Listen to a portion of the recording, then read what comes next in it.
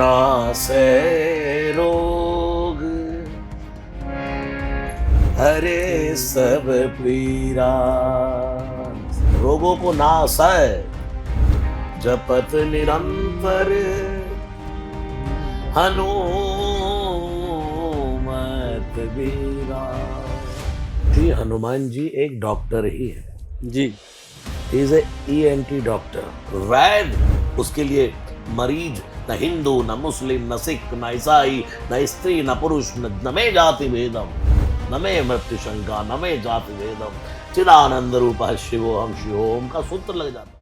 जी नमस्कार सभी दर्शकों को मेरी तरफ से आज बहुत ही प्यार भरा नमस्कार। आज बहुत महत्वपूर्ण दिन है और मेरे लिए खासकर मेरी संस्था वरदान आयुर्वेदिक के लिए और आप सबके अच्छे स्वास्थ्य के लिए जो कामना करते हैं हर दिन हर रात, उसके लिए हमारे साथ आज आपके सामने स्टूडियो में भी मौजूद हैं और बातचीत करेंगे रसराज जी महाराज जी से। आज हम इनको अपने एज ए बहुत ही अच्छे आदरणीय इनका सम्मान करते हैं और इनका बहुत ही तहे दिल से नमस्कार। गुरुजी आपको हमारी तरफ से बहुत बहुत नमस्कार और बहुत ही प्यार से तहे दिल से आपको चरण वंदना। बहुत बहुत शुभकामनाएं, मंगल कामना डॉक्टर साहब। आपसे मिलकर बहुत अच्छा अनुभव कर रहा हूँ और खूब हनुमान जी कृपा करें, ऐसी मंगल कामना। जी, हम चाहते हैं कि हनुमान जी की कृपा जो है हर उस इंसान पे बनी रहे जो इंसान धरती पे जीवित है। तो इवन टू जड़ी बूटियों में तो उनका प्रभाव हमेशा रहा है, लोगों की तंदुरुस्ती के लिए हमेशा रहा है।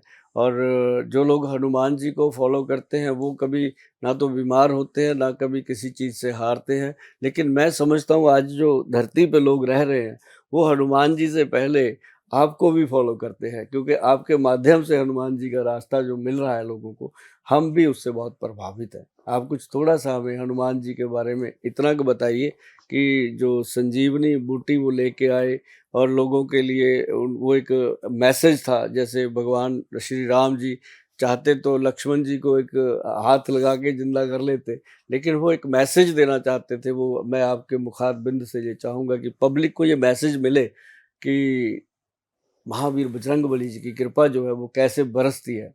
बिल्कुल, देखिए सबसे पहले तो मैं ये कहना चाहूँगा कि श्री हनुमान जी एक डॉक्टर ही है। जी।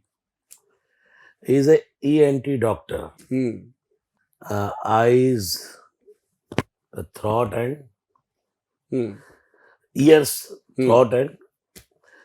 तो हनुमान जी से बड़ा डॉक्टर दुनिया में कोई नहीं है, इसलिए तुलसीदास जी ने शब्द प्रयोग किया है, नासे रोग हरे सब पीरा। रोगों को नासै जपत निरंतर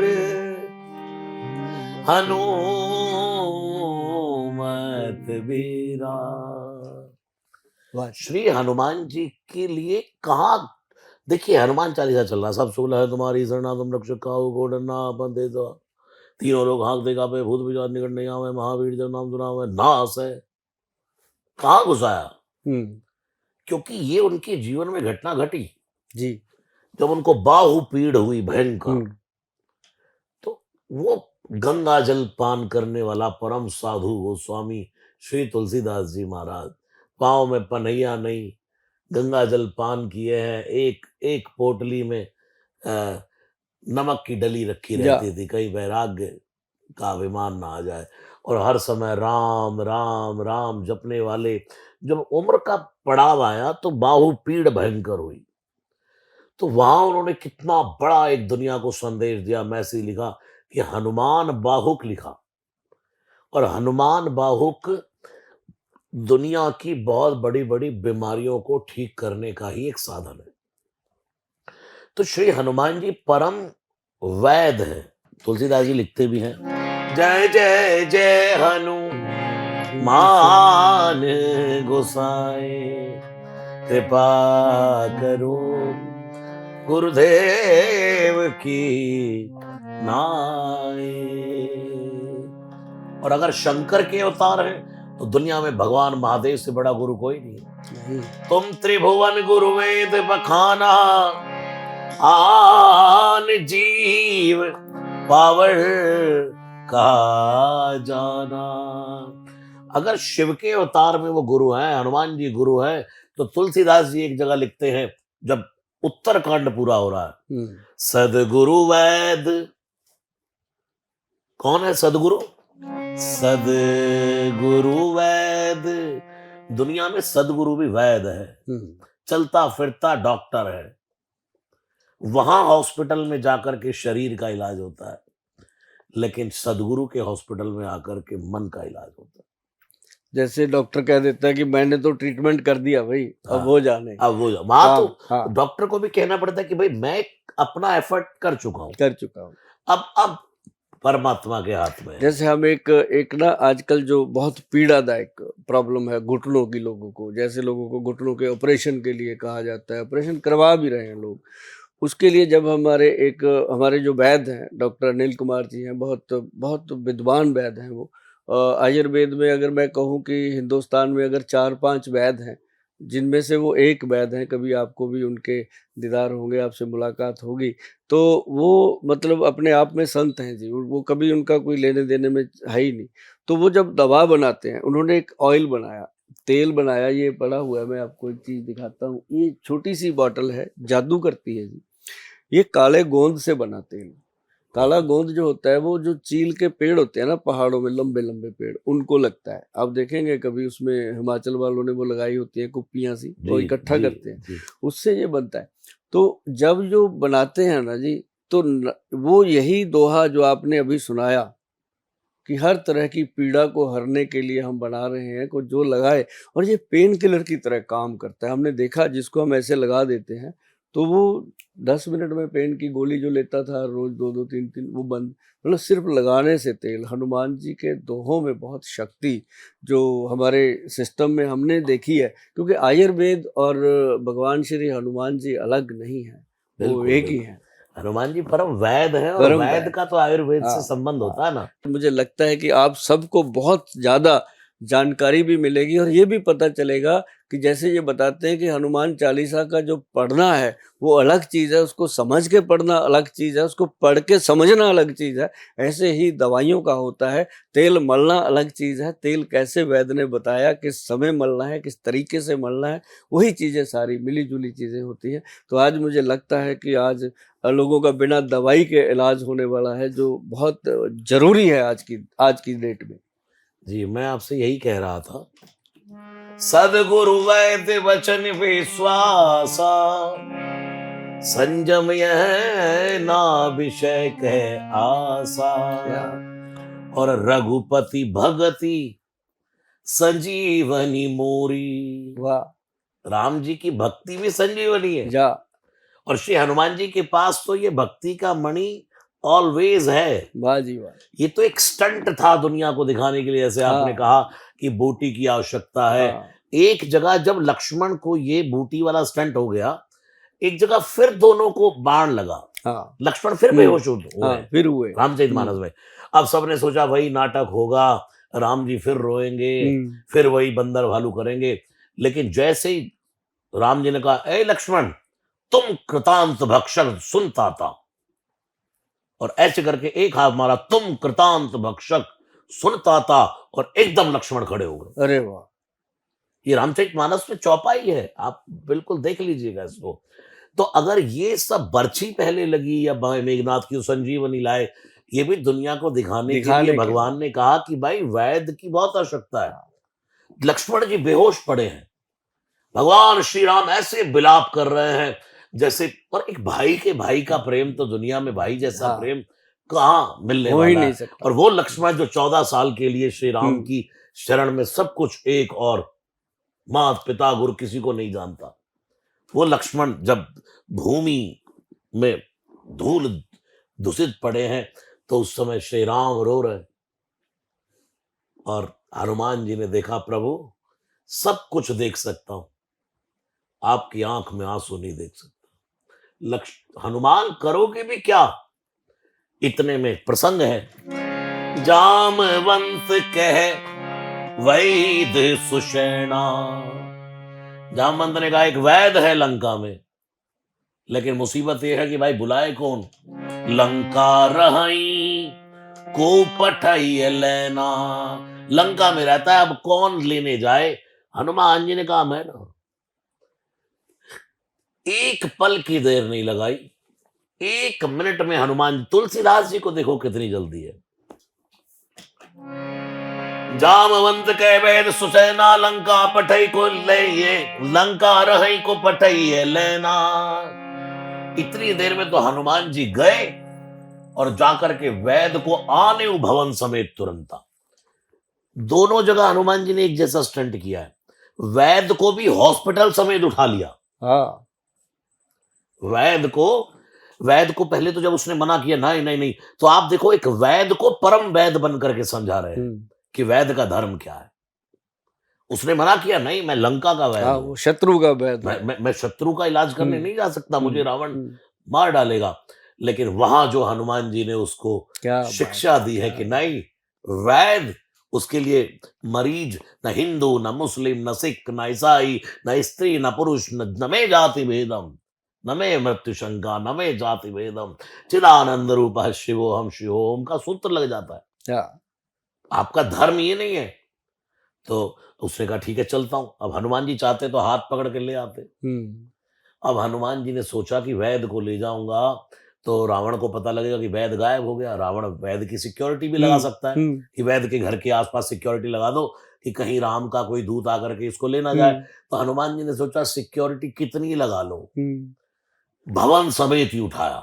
वाह। आने भवन समेत तुरंता, तुलसीदास जी शब्द लिख रहे हैं, आने भवन समेत तुरंता। और जैसे ही आकर के वैद ने कहा प्रभु लक्ष्मण तब जीवित हो पाएगा अगर कोई संजीवनी बूटी ले। वाह। राम जी ने कहा अब तो हो गया काम। भोर होने से पहले कहां लंका का वो छोर, बद्रीनाथ से 45 किलोमीटर ये पर्वत बताया जाता है, द्रोणागिरी। द्रोणागिरी।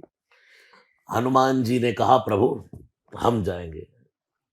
बेटा हनुमान, सूर्य की गति आगे बढ़ती जा रही, भोर हो गई। तो हनुमान जी ने कहा प्रभु सूर्यदेव मेरा स्वभाव जानते, अब से नहीं बचपन से जानते। एक बार गया था, जठर में जगी अगन की ज्वाल, गगन में मारी एक उछाल, रवि ग्रसे रवि जान लाल फल लाल, आपकी जय हो जय हो। मैं खा गया था उनको। मेरा स्वभाव जानते हैं, जब तक बूटी लेकर के हनुमान नहीं आएगा सूर्य को निकलने नहीं दूंगा। क्या बात। फिर एक व्यक्ति ने कहा कि प्रभु अमृत, अमृत चाहिए। अमृत तो चंद्रमा में होता है। तुलसीदास जी कवितावली रामायण में लिख रहे हैं, चंद्रमही चैल निचोड़ जो, चंद्रमा को कपड़े की तरह निचोड़ दूंगा। आन सुधा सिर लावो, अगर अमृत चंद्रमा में है और अमृत से लक्ष्मण जीवित होगा तो भी मैं चंद्रमा को कपड़े की तरह निचोड़ दूंगा। क्या राम जी ने क्या कहा, शक्ति भगवान। राम जी ने कहा हनुमान ये दो बातें तो ठीक है, लेकिन मृत्यु आगे बढ़ती जा रही है। मृत्यु लक्ष्मण को काल के गाल में लिए जा रही है। हनुमान जी ने कहा प्रभु आपकी सौगंध खा करके कह रहा हूं, मारो नीच नीच मूसक इव सबई को पाप बहाऊं, आज इस मृत्यु को पकड़ करके मार डालूंगा। भगवान महादेव सावधान हो गए। बोलते बोलते पार्वती माता ने कहा ये हनुमान जी क्या कह रहे हैं? शंकर जी ने आंख नीची कर ली, देवी हाँ हनुमान चाहे मृत्यु को मार सकता है, मैं ही तो हनुमान हूं। काल का अगर मृत्यु काल है तो काल का महाकाल मैं हूं। और मेरा हनुमान कौन है? मेरा हनुमान मेरा अवतार है। जो कह रहा है हनुमान आज मृत्यु को ही मार डालेंगे, श्री राम के लिए लक्ष्मण के लिए दुनिया में कोई मरेगा ही नहीं। क्या इतनी पॉजिटिविटी। और जब बूटी लेने भी गए तो आप देखो ना कहां पहुंचे जाकर के, उसके बीच में भी रावण ने अड़ंगी डाली, काल ने भी जो उल्टी पुल्टी कथा सुना रहा है, हो तो महारण राम ही रावण। हनुमान जी ने कहा कथा तो हो रही है लेकिन उल्टी सीधी हो रही है। भाई आज भी कोई बोलता राम रावण बोलेगा, ये बोलता नहीं देखा रावण राम। कोई अगर प्रसंग सुना रहा है तो कहे भाई राम रावण हुए, कोई ये कहता नहीं देखा रावण राम हुए। हनुमान जी को तो कथा ये बूटी बूटी सब भूल गए, क्योंकि हनुमान जी कौन है? प्रभु चरित सुनिबे को रसिया, राम लखन सीता मन बसिया, यत्र यत्र रघुनाथ कीर्तनम तत्र तत्र कृतमस्तकांजलि, बाष्पवारि परिपूर्ण लोचनम मारुति नमत राक्षसांतकम। जहां हनुमान जी को राम नाम सुनने को मिल जाए सब छोड़ के भूल के सब बैठ तो जाते। वहां बूटी बूटी भूल गए और कालनेमी के पास आ गए। अरे भाई भगवान की कथा हो रही है, कोई कंदरा में साधु कर रहा है, चलो कथा ही सुन ले थोड़ी सी फिर चलेंगे। वो जानते हैं कि मैं सब कर डालूंगा, कोई काम पेंडिंग नहीं रहेगा। वक्त तो काल, हाथ वज्र जो है हनुमान जी के हाथ में काल है, और दूसरा महाकाल हनुमान जी है।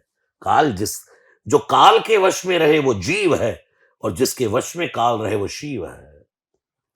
काल नेमी के पास आए, हनुमान जी ने कहा कथा तो हो रही उल्टी सीधी हो रही। हनुमान जी हो सकता है गलत हो गया और शब्द इधर उधर कथावाचक है, लेकिन उसने तो आते ही कहा आहा आओ बेटा दीक्षा ले लो, गुरु दीक्षा ले लो। आज गुरु पूर्णिमा है, एक मैसेज देना चाहता हूं। गुरु कभी नहीं कहता कि बेटा गुरु दीक्षा ले। आज ट्रॉले भर भर के, बसें भर भर के आती हैं, गुरु जी दीक्षा देंगे। गांव गांव से गुरु मंत्र कौली टॉफी की तरह बट रहा है। लेकिन दुनिया में एक गुरु को उतने शिष्य बनाने चाहिए जो उसकी नजर में हो। गुरु को यही नहीं पता मेरे शिष्य कितने, गोली टॉफी की तरह गुरु मंत्र बांट रहा है। हनुमान जी ने कहा गुरु कह रहा है कि गुरु दक्षिणा ले लो, ये तो शिष्य कहता है कि मुझे अपना कृपा करो। हाँ मुझे कृपा करो, मुझे अपनी शरण में ले लो, मैं शिष्य बनने आया हूं। गुरु बनाया नहीं जाता, हम शिष्य बनते हैं। शिष्य बनने आते, गुरु धारण किया जाता। हनुमान जी ने सोचा चलो ये भी ठीक है भाई, ले लेते हैं गुरु दीक्षा ले लेते हैं भाई। अब हनुमान जी ने देखा तो उसे मांगा जल तेहि दीन कमंडल। हनुमान जी ने जल मांगा, इसने कमंडल ही पकड़ा दिया। हनुमान जी समझ गए नकली गुरु है, इसे पता नहीं है। फिर भी सोचा संत है सम्मान करो, चलो बेटा नहा करके आओ। हनुमान जी जैसे ही नहाने गए तो मकड़ी ने पांव पकड़ लिया, एक ही मारा लूम सिर लंबू लपेटी पछाड़ा। मकड़ी प्रकट हो गई, प्रभु ये जो है कोई साधारण कोई वैसा साधु नहीं है, तो बना बना। हनुमान जी का एक ही मारा मुक्का, गुरु जी गुरु दक्षिणा पहले बाद में देना, गुरु दीक्षा बाद में देना, दक्षिणा पहले ले लो। और वहां से चले जाकर के बूटी की खोज कर रहे हैं। क्या परम वैद हनुमान जी को बूटी की समझ नहीं थी? सब कुछ पता था। एक एक बूटी की समझ सदगुरु वैद होने के कारण हनुमान जी को थी। लेकिन उन्होंने दिखाया दुनिया में कि जो परम वैद बैठा है, उसने कहा बूटी लेकर के आओ। मैं यहां से बूटी ले, सब दिख रहा था हनुमान जी को, लेकिन उस वैद को बढ़ाई देने के लिए भी हनुमान जी ने पर्वत उठा लिया कि भाई हे वैद डॉक्टर साहब आप ही इसमें से छांटो। और एक ये मान्यता अतिशयोक्ति अलंकार है कि पर्वत उठा लिया। मैं बहुत सोचता था कि यार हनुमान जी के जब ये स्वरूप होते हैं पर्वत उठाए हुए मंदिरों में, पहाड़ी वाले लोग यार काहे को परेशान करे रखे हैं हनुमान जी। लक्ष्मण जी जिलवा दिए हनुमान जी ने, जी गए लक्ष्मण जी, कहा वो त्रेता की बात। आज भी हनुमान जी को पहाड़ी उठाए रखे। अब तो हनुमान जी को माला जप लेने दो, अब तो हनुमान जी को राम भज लेने दो। आज भी वही स्वरूप मंदिरों में। तो एक जगह मुझे पता लगा कंदुक गेंद की तरह जैसे कोई फल होता है, इतना ही वजन लग रहा था हनुमान जी को। इसे लगता है ये स्वरूप भी ठीक है, इतना फल। तो हनुमान जी जैसे कोई चोर चोरी करे और तुरंत कह दे भाई 10-20-50 लोगों को पुलिस उठा ले, तो पुलिस ये कहते पूरा गांव उठा लिया भाई। क्या कहते पूरा गांव उठा लिया। लोग भी कहते हैं सारे गांव को उठा लिया, गांव उठा लिया पूरा। अरे पूरा घेर दिया भाई। ऐसे हनुमान जी ने कुछ वहां से बूटियां उठाई, बस नाम ये दिया गया पर्वत। वो ऐसे लेकर के चल रहे थे। फिर देखो भरत जी ने बाण मारा, कितना पर्वत वहीं टिका है, हनुमान जी नीचे वो भरत जी के पास। हाँ। फिर उन्होंने कहा कि मैं कहो तो बाण पर बिठा करके आपको भेज दूं। बोले नहीं। लेकर के इतने में भोर हुई नहीं, आई गए हनुमान। जैसे हनुमान जी आए, द्रोणागिरी पल में ले आए, ला करके। और देखो जैसे ही ला करके वैद्य जी को बूटी दी, तुलसीदास जी शब्द लिखते तुरंत वैद तब कीन उपाय। जड़ी बूटियों का असर कब होता है? थोड़ी थोड़ी देर में। ये कहते हैं आयुर्वेद जो है पेशेंस का की थेरेपी है, हाँ, समय लगता है। समय लगता है। लेकिन जैसे ही हनुमान जी ने बूटी दी, तुलसीदास जी ने लिखने में देर नहीं की। तुरत वैद तब कीन्हे उपाय, और उठी बैठे लक्ष्मण हर्षाय। जैसे ही वैद ने उपाय किया, तुरंत लक्ष्मण जी उठ गए।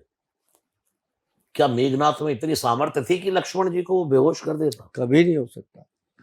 लेकिन ये सब भगवान ने दुनिया में दिखाया कि देखो भाई, मुझे भी बूटी की आवश्यकता पड़ती है। सबको पड़ती है। आयुर्वेद आयुर्वेद में शब्द छुका वैद।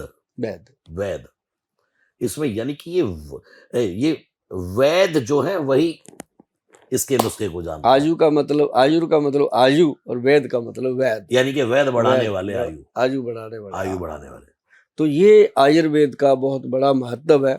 आज जो आपने बात कही है, ये बहुत ही सही है कि यदि हनुमान जी का नाम लेकर के इन औषधियों का सेवन किया जाए, बिल्कुल। उस चीज को अनुभव करके कि भगवान श्री राम जी ने जब लक्ष्मण जी को मुर्शिद से बाहर निकाला, तो ऐसे जड़ी बूटियां काम करती हैं। बस हम जो विनती करते हैं लोगों को, यही करते हैं, जितने भी हमारे वैद्य भाई हैं सबको भी यही विनती करते हैं कि आयुर्वेद को अगर जिंदा रखना है, तो आयुर्वेद को अगर पूरी तरह से प्रफुल्लित रखना है, तो हमें उसके अंदर पूरी ईमानदारी से, पूरी मेहनत से, पूरी लगन से काम करना होगा। जैसे कि हम कहते हैं कि सिद्ध योग तैयार करके लोगों को अगर देंगे, तो वही काम होगा कि तुरंत ये काम करती हैं। अगर हम उनको वैसे पीस पूस के दे देते हैं, तो वो धीरे काम करती हैं। जब उसका सिद्ध योग बनता है ना जी, मतलब 10/1 का, जो कहते हैं कि उसमें फिर जाप होते हैं, मंत्र बनते हैं, तो आयुर्वेद कंपनियों में होते हैं जी ये। और हमारी कंपनी में हर वक्त गायत्री मंत्र और हनुमान जी के मंत्र चलते हैं, तभी इन दवाइयों का शायद इतना लोगों में प्रभाव बढ़ रहा है और फायदा हो रहा है। मैं आज आपसे ये भी आशीर्वाद चाहूँगा कि हमारी जो ये संस्था है, ये हम रहें ना रहें, दुनिया रहे ना रहे, जो आज 60 का है वो हो सकता है 20-30 साल में दुनिया में ना हो, हम भी ना हो, लेकिन ये ऐसी एक चीज बनकर दुनिया में रहे जो मतलब लोग इसका युगों युगों तक फायदा ले। इसके लिए हमने एक जगह ली है। जैसे लोग कहते हैं ना, बनिए क्या करते हैं, पैसा कमाते हैं तो प्रॉपर्टियां बनाते हैं। तो हमने मंदिर बनाना शुरू किया महाराज जी, कि जितना पैसा आता है वो पैसा मंदिर पे लगे, और जब हम दुनिया से जाएं तो वो चीज़ एक ऐसी ट्रस्ट के रूप में दुनिया को मिले जिसमें प्योर आयुर्वेद और आयुर्वेद के वैद्य ही काम करते हो। ये हमारी सोच थी, तभी आज शायद हम आपका आशीर्वाद ले रहे हैं, या कह लो कि आज हम हमारा कुछ अच्छा किया होगा कर्म, जो आज आपके साथ हम बैठ के काम की बात कर रहे हैं। मैं इसके लिए मैं आपको बहुत बहुत शुभकामनाएं दे रहा हूँ। और ये बहुत एक अच्छा मैसेज है कि भगवान धन्वंतरी, हाँ। उनका स्वरूप स्थापित करके, उनका विग्रह स्थापित करके, यानी कि हम किसी की शरण हो जाते हैं जिसको हाँ। हम मानते हैं कि यहाँ से हमें ये मिला है। जैसे मैं सुंदरकांड के पाठ करता हूँ तो मैं बैठते ही व्यासपीठ पर कह देता हूँ, श्री व्यासपीठम शरणम प्रपद्ये, श्री सुंदरकांड पाठ शरणम प्रपद्ये, श्री रामचरित मानसम शरणम प्रपद्ये।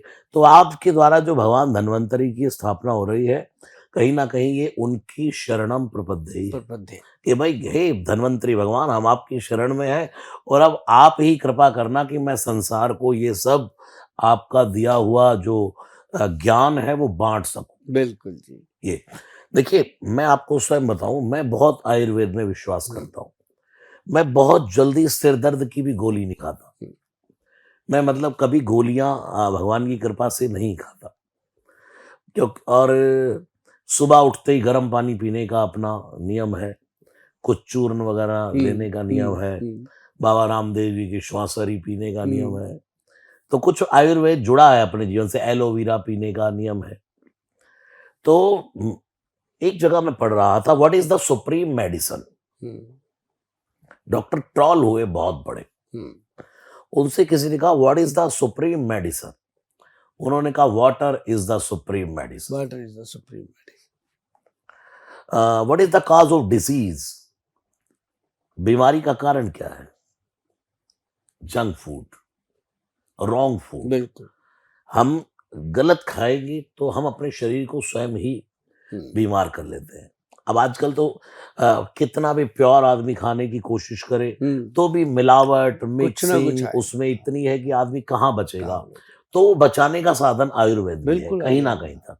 आयुर्वेद में जो लोग डरते रहते हैं ना जी, हम ये नहीं खाएंगे वो, मैं कहता हूँ जितना मर्जी बद परहेजी हो भी जाए, तो जैसे लोग ब्याह शादियों में रात को बहुत खा पी लेते हैं, इधर उधर होता है, बहुत चीजें हैं, घरों में भी, बाहर मार्केट में भी, मॉल में चले जाओ, बच्चे जिद करते हैं ये खा लिया वो।